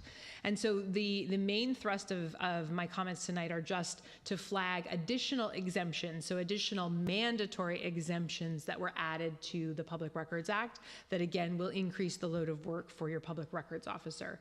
In large part, exemptions are not mandatory, they are voluntary, meaning if when I review, if Randy reviews and we miss something, as long as we are acting in good faith, there's no liability to the city associated with us not redacting that information. However, there are a few situations where those redactions are mandatory and there's potential legal risk if we don't catch them, which usually means we duplicate review, we do things like checks and balances to make sure we don't miss those. The primary area where that occurs has to do with police records, and your police records department is excellent, and they catch those. But another area that was relatively new to the Public Records Act, I believe it was in 2018, is a provision that allows us, or that requires us rather, to redact the names of employees who are participating in investigations related to harassment or discrimination claims as either the complaining party or a witness. So if an employee were to bring a claim of harassment by another employee, those investigative files have an exemption for the name of the complainant, if it were me, my name, and then any witnesses who were interviewed as a part of that inspection. And so the law was the name can be redacted, and now, as a result of this legislative session, the legislature expanded that exemption to include any identifying information, which is a very helpful step for them to have taken, because very often when we would redact the name, it would say, Bob Jones, Public Works Director. We would redact Bob Jones' name, but we would have to leave Public Works Director. So it was essentially useless because you had the identifying information. This exemption, however, makes it possible for us to redact identifying information about the employees, including their email address, their name, always their name, but their position, title, and other information. That will be a more expansive process that we'll have to undergo, but the key I want to highlight is not only are we now allowed to or mandated to redact that, we are also now required to alter audio of any interviews that occur as a result of these investigations, which comes with a substantial cost. We are required to alter the voices of the complainant and any witnesses while leaving the tone and intonation intact. So if anyone has any ideas how you do that, we're still looking into that. But there's apparently very expensive software that can be utilized for that purpose, and it is now mandatory that we utilize it for that purpose. The area where this most commonly comes into play is in law enforcement, where recording interviews is more typical. Other areas of the law that applies to the practices, rather, interviewing is less common. But it is common, it does occur, and this will be a significant expansion of the exemption. So wanted to highlight that one for you. A couple of others I just wanted to very briefly touch on. The legislature took action to add an exemption related to data and formula for public risk pools used to calculate your rates as a public risk pool member. So this is a useful exemption, but we do have this information in reports that you receive from your insurer on an annual basis. So this will be another exemption that is brand new that will be added to our list of exemptions, and that is a voluntary exemption, not a mandatory exemption. Another interesting one that is coupled with another law that will affect us as a municipal agency, and primarily the police department, has to do with I can't recall the name of the act, but an act was enacted this last cycle with regards to the use of speed regulators on the vehicles of individuals who were found convicted of reckless driving. So they now have to have speed regulators or devices that keep them from speeding installed on their vehicles as a condition of their reckless driving conviction. And the data that we would collect associated with that device, which would be installed at the direction of the municipal court, the data itself is now exempt. So that is another form of data that we have access to, and another step that your public records requesters will need to go through, and that is a mandatory exemption. So I'll be working closely with your police department. So that's just a few. There's a much longer list, and I'm happy to have chats about the other exemptions. The rest do not necessarily apply to us. In large part, as is their want, the legislature adopted exemptions that are unique to state agencies. So they helped themselves out in that way. But I'm happy to have conversations about that as well. So just wanted to touch on those few at the request. So thanks so much. All right. Sorry. Deputy Chief, thank you for being here. Oh, no problem. Thank you, Mayor and council members. Chief Brown had asked me to speak to the current and ongoing efforts of the police department in reference to concerns over traffic enforcement as well as noise complaints, primarily along the Bay Street corridor. And so the data that I collected is both citywide as well as addressing that specific corridor from the far west point all the way to Annapolis. But essentially, our traffic enforcement for the police department, we have literally doubled our productivity. And so we have seen a doubling of our, if we stay on pace, our officers would double their number of traffic stops on the year. And about 129 of those stops are specifically on the Bay Street corridor, which comprises approximately 8% of our current stops on the year.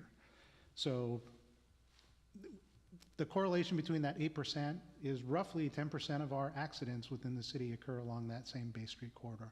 And so it's a highly busy area for the city, and so we want to ensure that we're active in that area. And so we've made ongoing efforts to communicate that with our staff to ensure that they're out there every day being a visible presence to hopefully deter the speeding that the mayor witnessed as well within the city. And so they have been very good at doing that.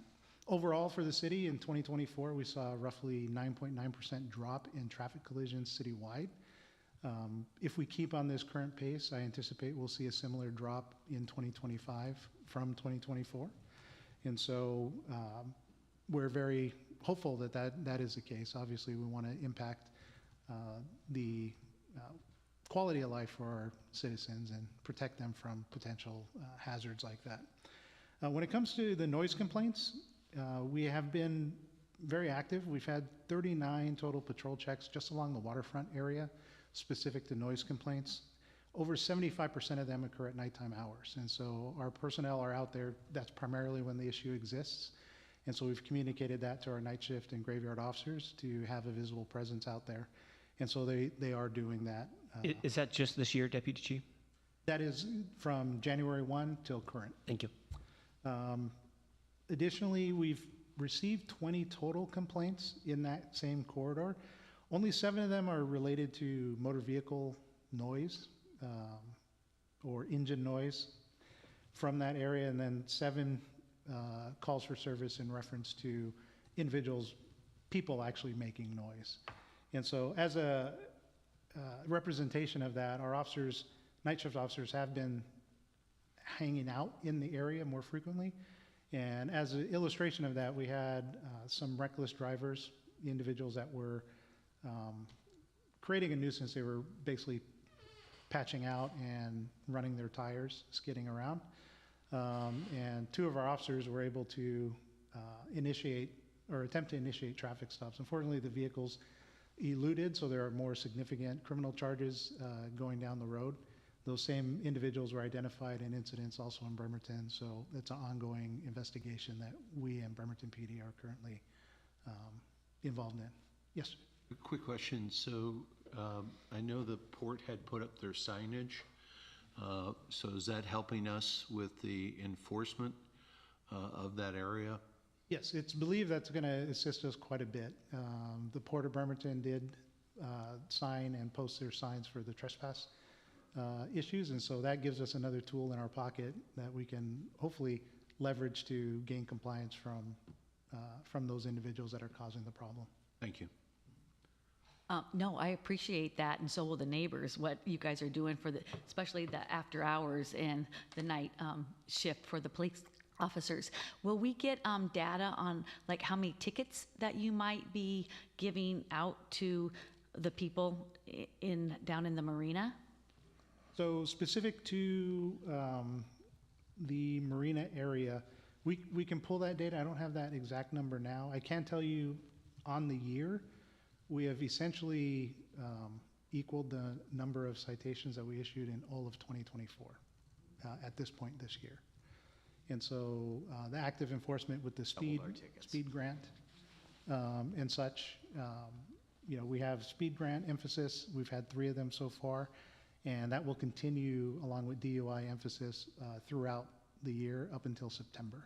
Oh, okay, thank you. Were you done, Debbie G? Oh, yes, sir. Okay, I didn't want to interrupt if you weren't done. I just have, could you bring us back some data? It seemed like this last weekend, and again, they weren't all on city streets, but there were some deadly and bodily harm. Can we get some stats around, I don't know if I'm going to come up with the right word here for our traffic related bodily injury, deaths, etc. So, what's the word I'm looking for? It's not just fatalities, but when injuries sustained during those traffic. I'd just be interested to hear that. I love that I'm guilty a lot of times of not paying attention and going too fast myself, and I've received a ticket while sitting as a city council, and that's good, right? I'm not going to stop that because I need to curb that, but I'd just be interested on how that's affecting our more serious accidents as well.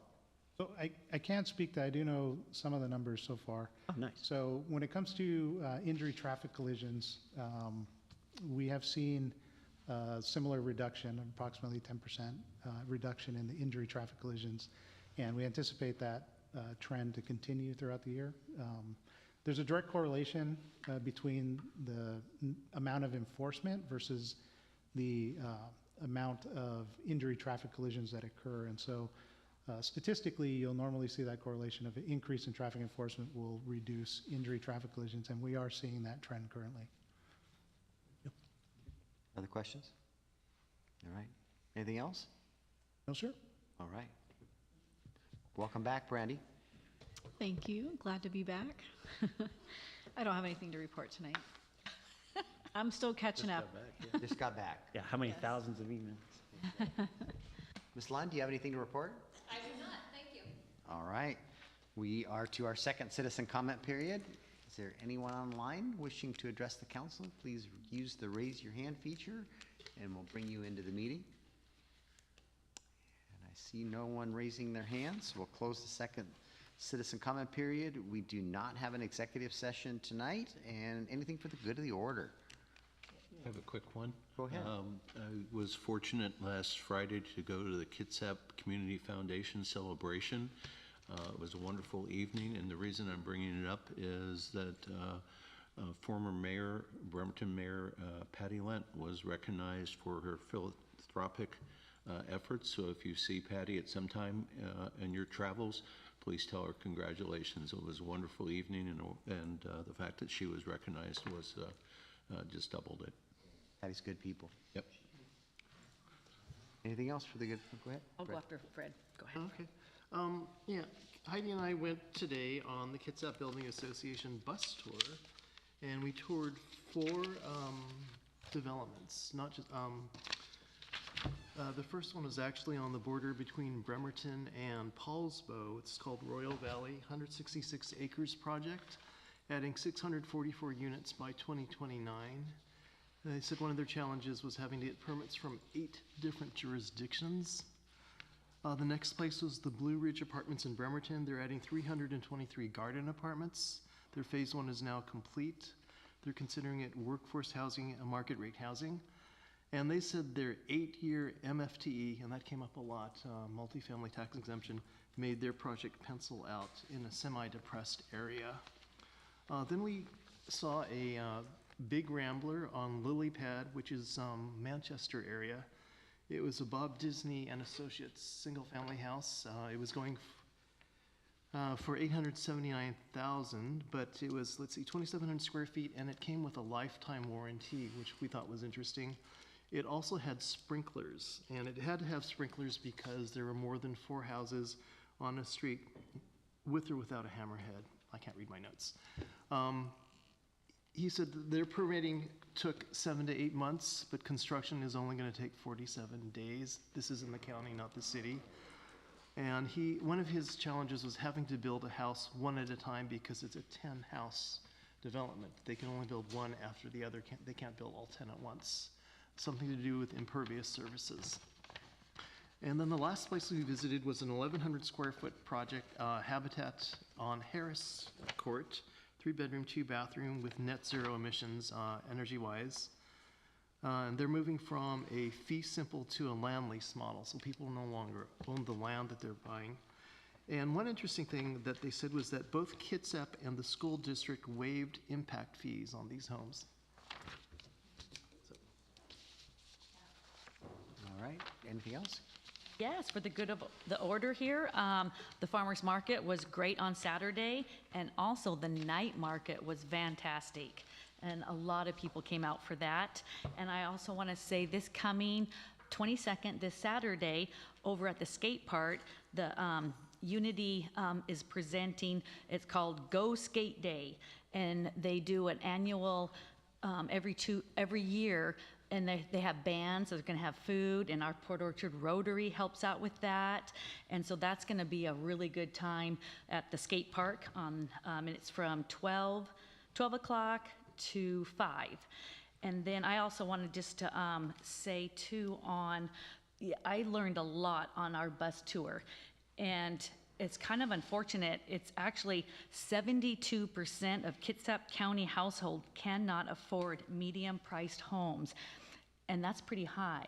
And I wrote down some stuff, and I think that would be great to bring it to a work study, how we can kind of help and be a part of homes and the builders, and how we can help facilitate a little bit better in the city of getting things passed a little quicker. And then we won't talk about it now, but I think it'd be good too for a work study about the code enforcement I brought up earlier. So if you're talking about parking enforcement, go ahead. What's your question?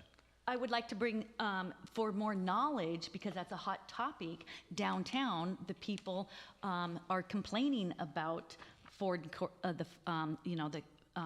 the code enforcement, and I think just to have more just understanding for them to hear about why it is on Saturday and why it's more, or you could talk about it now. Sure. It's not code enforcement though, it's parking enforcement. Well, parking enforcement. Okay, so we added the Saturday hours to the budget process at the request of the Port of Bremerton primarily, because on Saturdays, a lot of the parking is taken up by the farmer's market. Now that problem is going to go away when we've got the Orchard Street Plaza, but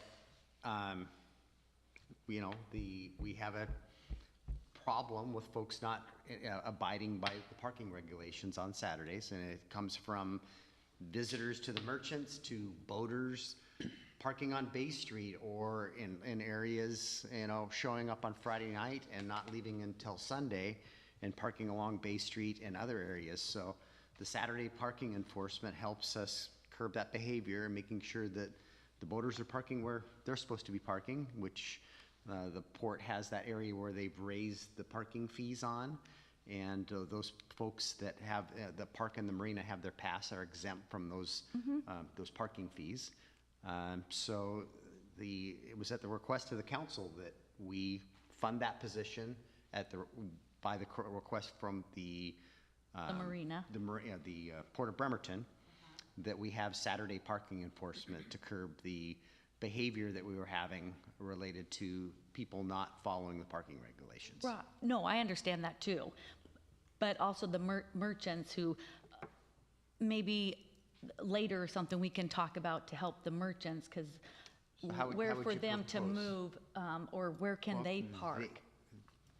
They, just like everyone else, they need to abide by our parking regulations. We do have a gravel lot up here at City Hall here that's open to anyone. So when we're only enforcing this parking from Prospect Street down the hill in the waterfront. So, I would recommend that folks park not in the 2-hour parking in front of their store, and if they don't want to move it every 2 hours. There's plenty of places where it's not enforced on Saturday at all. You can get Kitsap Street up there's no parking enforcement. It's only Prospect down the hill. And It's Kitsap down the hill, so Excuse Kitsap me, is Kitsap included down in the the hill, I'm sorry, okay. Yeah, and maybe put that on the government page or, the media, so it just gets more information out there. So I think we did about a month ago. we did it for more than a month, and we wrote warnings actually for more than a month before we started enforcing it. So, Mr. Bond, do you have? Well, I was also going to report if there's more complaints. I did learn that the Park Mobile system was down this Saturday, and so a number of people confronted our parking enforcement officer wanting him to fix it. He was explaining that it's the Port of Bremerton. The Bremerton staff didn't know that it was their system and kept saying, no, you have to talk to the city. So there was a bit of confusion this weekend, and we're working with James Weaver to get it straightened out. The only thing I would add is that I think you're both right. It's like there are complaints about parking, and the city has done information on. I think the challenge is informing merchants who are parking in 2-hour parking on Bay Street. In front of their store. In front of their own store, on blocks where the landlord has not provided any off-street parking. There is one block like that. The others, the landlords do. And it's interesting because I got, a very heated discussion, and I said, well, the city does this, the merchant should do this, the merchant should talk to POA or POBSA and find out. And then they said, you're blaming the merchant for, not knowing how to park. And I think, so it's a very frustrating conversation, and I think anything we can do to help educate people about what the city is doing for parking and, where Saturday or Sunday parking is available. Because there's always going to be a new merchant who isn't aware of any of this. Correct. And unfortunately, she posts to Facebook and gets hundreds of comments. No, I was just going to say that several years ago, and I think you remember this, Fred, we had a discussion on Monday through Friday parking and switching, 2 hours when we saw people camping out. And the fact is that we've now expanding our parking enforcement to Saturday. It's not creating confusion as much as a change in behavior. And we've had more than one merchant come and say, hey, we need people to keep moving on so that people aren't camping out down there. So I agree, as much communication as we can, but I believe that over several weeks of people getting cited for it, they'll learn very quickly. So I think we're moving in the right direction. I would not like to change anything right now. I concur with that statement. I might say that our job is to help educate those folks too, right? I now, for multiple weeks in a row, have come down on Saturday at 10 a.m. at the height of when all that's happened and have no issues parking in free parking taking care of my business and going on about my business. So I don't stay long because I'm supposed to be at work that time on Saturday, but my boss does let me run down and in fact, I saw you, Councilmember Fenton. And so Oh, yeah, I we think were there, our- night market. and night market, right? And so I think our job is to help remind folks, right? Because I'm with Jay, I hear merchants that have said, we want parking enforcement because I need to get my customers in and out. That's how they're able to make their livelihood as well. So I think it's all just an education piece, and change is hard. It is, right? and that's why I bring it up again Yep, tonight. Yep. So I think, again, it's like one of my mantras at work. Everything's hard until it's not. And we're at that point where it's new and it's change, and we just have to continue working with folks and say, yep, change is hard, and we know that we can do this too. Because I would challenge them, when they go to the mall, they walk a lot farther than I had to from my parking spot to attend the farmer's market. We'll send them your number. Depends on the time. All right, anything else for the good of the order? Go ahead. Yeah, just as a member of the Kerr Wagner Educational Foundation, I'd just like to thank the city and the mayor for all the volunteers who came up to our bowling program last Wednesday. I think there was probably 20 city employees there. Seemed like everybody was having a good time. We appreciate you, your support. Thank you for coming up. And if I'm not mistaken, I think the Public Works team took home the mayor's trophy because they outlasted everybody else. So thanks for coming up, you guys. Yeah, thank you for bringing that up, Mark. That's huge. It's part as an organization I'm a part of, and the benefits our school district and our grants for our teachers and the classroom grants, and the Kaijoy Bowling has supported us for years. They give 100% of the money that night, so everybody pays $20 a head, and it all goes to the charity. So really shout out to Highjoy for supporting our community that way, and our nonprofit, and our employees. That the police had a team, Public Works had 2 teams, Finance and DCD, I don't know. Didn't see either one of those either. With that, our meeting is adjourned. So. Mr. Canary, if I can get that from you. Oh, yeah. Yep, that's what I said. Recording stopped. All right, go right here.